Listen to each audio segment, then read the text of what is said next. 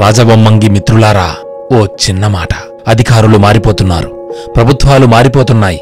ఇటు ఏలేశ్వరం, అటు నర్సీపట్నానికి 100 కిలోమీటర్ల మధ్యలో మన రాజవొమ్మంగి ఉండటం వలన ప్రయాణికులు భోజనం చేయడానికి మన రాజవొమ్మంగిలోనే బస్సును నిలుపుతారు. అయితే ఇదే సమయంలో కాలకృత్యాలు తీర్చుకోవడానికి చాలామంది మహిళలు బస్సు దిగుతూ ఉంటారు.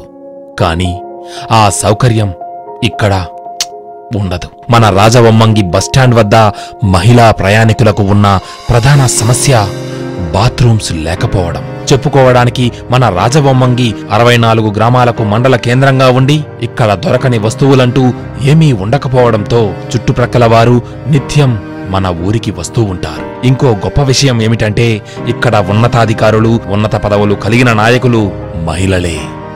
అయినా ఆ మహిళలకే సాటి మహిళల సమస్య పట్టదా? అధికారులారా, నాయకుల్లారా, ఇకనైనా ఈ సమస్యను పరిష్కరించండి. మహిళల ఆత్మగౌరవాన్ని కాపాడండి. రాజవొమ్మంగి మిత్రులారా, ఈ విషయాన్ని 10గురితో పంచుకోండి. మన రాజవొమ్మంగి గ్రూప్ని సోషల్ మీడియా ద్వారా ప్రోత్సహిస్తున్న వారందరికీ ధన్యవాదములు. రండి, మన రాజవొమ్మంగిలోని సమస్యను అధికారుల దృష్టికి తీసుకువెళ్లి మన సమస్యను మనమే పరిష్కరించుకుందాం. జై హింద్.